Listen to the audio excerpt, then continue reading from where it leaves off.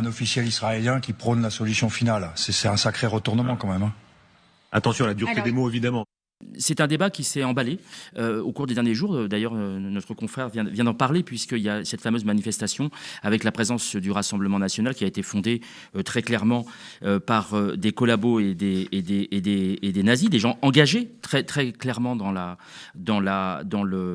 Troisième Reich et ce qu'il avait comme ambition. Et donc, dans un monde normal, dans un monde à l'endroit, on saurait, dans cette question de lutte contre l'antisémitisme, dans lequel on est tous engagés, évidemment, mais comme tous les racismes d'ailleurs, hein, on aurait vraiment la facilité de caler, de voir qui est avec nous et qui est contre nous dans cette lutte contre l'antisémitisme. Donc, par exemple, on saurait que des gens comme Michel Sibony ou Jonathan Ruff de l'UJFP, l'Union des Juifs français pour la paix, sont évidemment des combattants de l'antisémitisme, mais on pourrait aussi imaginer que le CRIF, le Conseil représentatif des institutions juives de France, et que des gens comme Meyer Habib, par exemple, député qui se qualifie lui-même de sioniste, seraient de la partie. Et donc, serait un porte-parole, un porte-étendard de la lutte contre l'antisémitisme.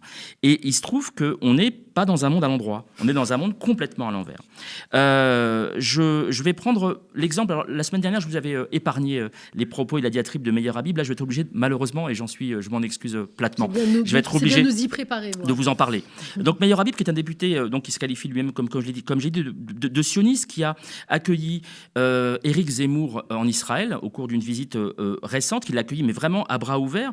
Je rappelle qu'en Israël, Éric Zemmour, au cours de la dernière présidentielle, a fait plus de 50% des voix. C'est-à-dire qu'il a eu son plus haut score. Ce qui, quand même, interroge un tout petit peu pour quelqu'un qui réhabilite Pétain, et quand on sait le sort qui a été réservé à nos compatriotes français de confession juive pendant la Seconde Guerre mondiale, ça interroge beaucoup. Et Meyer Habib, alors, en plus de fournir des éléments de langage aux antisémites par ses excès réguliers, permanents, il est vraiment sur ça, il est ballon d'or depuis 1000 ans. Enfin, je veux dire, il passe son temps à être outrancier. Maintenant, il franchit un cap supplémentaire depuis le 7 octobre, c'est-à-dire qu'il vire au racisme total, au racisme anti-arabe. Et je vous propose d'écouter l'une de ses dernières interventions télévisées. Je crois que c'était sur E24 News. Je suis inquiet pour les Juifs, je suis inquiet pour la France, je suis inquiet pour la civilisation judéo-chrétienne. Imaginez-vous, 1500 civils, des bébés, des femmes violées devant leurs enfants, des bébés mis dans des fours, des rescapés de la Shoah qui sont actuellement prisonniers par ces barbares, des bébés. 1500 civils, et on crie Israël assassin, en France. Vous savez, la haine d'Israël et la haine du Juif, c'est l'aphrodisiaque de toutes les masses arabes. Les masses arabes.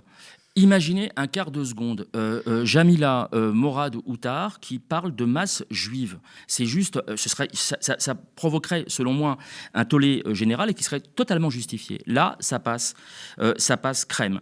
Je précise que, par ailleurs, Meyer Habib, si vous lui dites qu'il est mal rasé ou qu'il a un pantalon qui ne va pas avec son t-shirt, il va vous dire antisémite. C'est sa règle, c'est sa base. Et donc, ça vient disqualifier les véritables antisémites et les véritables causes de l'antisémitisme. Donc, il est dans un délire total et permanent. Et d'ailleurs, Guillaume Meurice, l'humoriste qui a été embêté pour sa fameuse chronique sur le prépuce, absolument, et sanctionné par sa direction contre toute logique, a été qualifié de vermine antisémite par ce même Meyer Habib. D'ailleurs, ça pose une question un peu plus générale. Il y a un compte Twitter, si vous êtes sur Twitter, qui s'appelle Pascal Le, 28_Pascal Le, qui pose une très bonne question. Puisque, de manière assez régulière, Meyer Habib taxe d'antisémites les députés, donc la représentation nationale, les députés de la NUPES. Donc, alors, il y a deux possibilités. C'est la question que pose Pascal Le. C'est soit ce sont vraiment des antisémites, et dans ce cas-là, ils doivent être poursuivis, et je serais le premier à être d'accord pour les poursuivre et condamner, soit Meyer Habib tient des propos absolument délirants, parce que traiter quelqu'un d'antisémite, c'est une espèce d'extincteur du débat public. C'est-à-dire qu'à partir du moment où vous dites antisémite, c'est fini. La porte se ferme. Et dire de quelqu'un qu'il est antisémite, ça correspond. Et ça équivaut à dire que c'est une espèce de néo-nazi. Enfin bon, et c'est très violent. Et bizarrement, Braun-Pivet, la présidente de l'Assemblée nationale, avec qui il est parti en Israël, ne cherche pas, pour le coup, alors qu'elle est plutôt encline à le faire pour d'autres députés. Elle ne cherche pas à savoir s'il dit la vérité ou s'il est dans l'outrance. Alors, qu'est-ce qu'on fait? Qu'est-ce qu'on trouve comme solution pour Gaza? Pourquoi pas larguer une bombe nucléaire? Ce sera une solution radicale, sachant que il y a un peu le phénomène Tchernobyl, à savoir que évidemment que Israël ne serait pas protégé par le mur en cas de retombée de radiation, et c'est une option selon un ministre d'extrême droite israélien. Un ministre israélien, malheureusement, puisque l'actuel gouvernement est vraiment marqué par l'extrême droite, il a tenu des propos qui vont dans ce sens-là, et donc c'est une option pour lui de pouvoir utiliser l'arme nucléaire, et c'est chez notre confrère Darius Rochebin sur LCI que c'est rapporté. Je vous laisse écouter. Il est vraiment un faucon parmi les faucons. Et il y a 2 déclarations de sa part qui provoquent un tollé mondial. La première, celle qu'on va voir, il promettait de lancer une bombe nucléaire. En tout cas, il envisageait. Il disait larguer une sorte de bombe nucléaire sur toute la bande de Gaza, la raser et tuer tout le monde serait la solution pour l'interrogation. Réponse d'Amichai Eliyahu, c'est une option. Alors, une option, c'est une réflexion, on peut se poser la question, on peut s'interroger sur cette possibilité, au point où on en est, et au point, et j'ai encore vu là très récemment, juste avant d'arriver dans vos studios, une déclaration d'un porte-parole de l'armée israélienne complètement délirant, disant que les Arabes ne comprennent que la violence et que donc il va falloir répondre par la violence. Donc on est arrivé à un point extrême. Alors, sur l'armement, on peut peut-être interviewer des militaires. Et il se trouve que sur le même plateau dont je parlais tout à l'heure, à savoir celui d'LCI, chez notre confrère Darius Rochebin, il y avait un ancien général de l'armée française. Et lui parle de ce qui se passe en Israël, vu de sa fenêtre, qui est quand même une fenêtre un peu précise. Et écoutez ce qu'il dit, et surtout écoutez la manière dont il est recadré. On a un officiel israélien qui prône la solution finale. C'est un sacré retournement quand même. Attention à la dureté des mots, évidemment.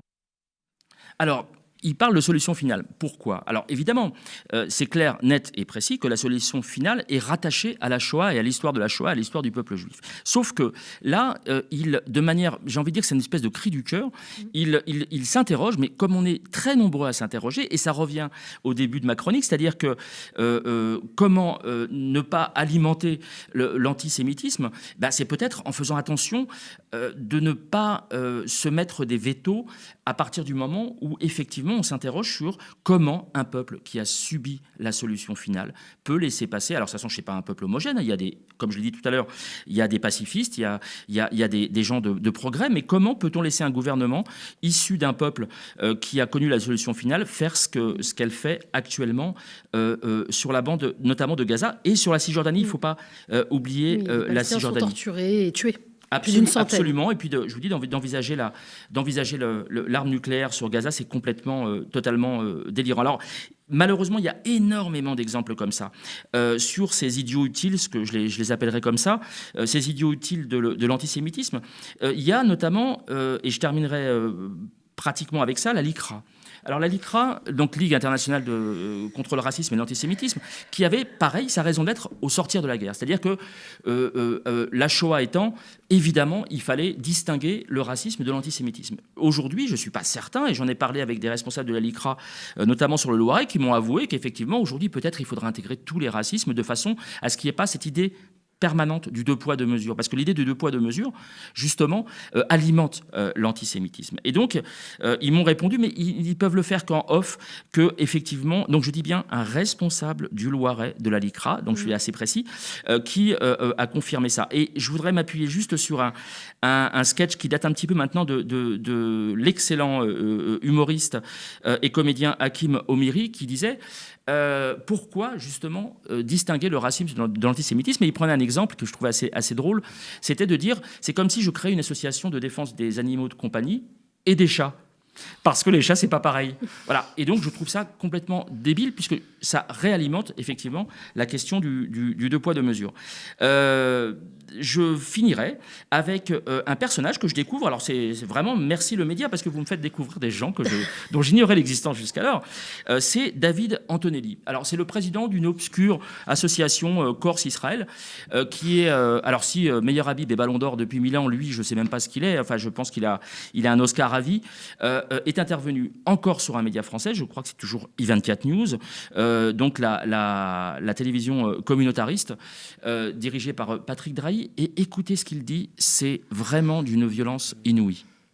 Moi, je me fichais perdument des 2 millions de Gazaouis. Moi, ce qui m'importe aujourd'hui, c'est la vengeance des 1300 Israéliens, femmes, bébés, pères de famille qui ont été massacrés. C'est ça, c'est la vengeance d'abord d'Israël, relever la gloire d'Israël. Les 200 otages m'importent aussi d'une certaine manière à Gaza. Mais honnêtement, j'en ai rien à faire de ce qu'ont devenir les 2000 personnes à Gaza. Il est clair au moins. Ah, il est clair, il est cash. Ça repose la question de qu'est-ce que va faire. Alors, on va suivre ça, bien évidemment. Hein. On va suivre, savoir si l'Arcom va s'auto-saisir de cette question-là. Je pense que pour beaucoup moins que ça, Darmanin se serait saisi à partir de l'article 40 et aurait saisi le procureur de la République pour des poursuites. Ce n'est pas audible, pas entendable d'avoir des positions comme ça. Et je pense que vraiment, tous les gens qu'on a vus là, dans ce spectre, desservent, à mon avis, littéralement. Alors, j'aime pas le terme communauté, parce que pour moi, il n'y a pas de communauté, il y a une nation.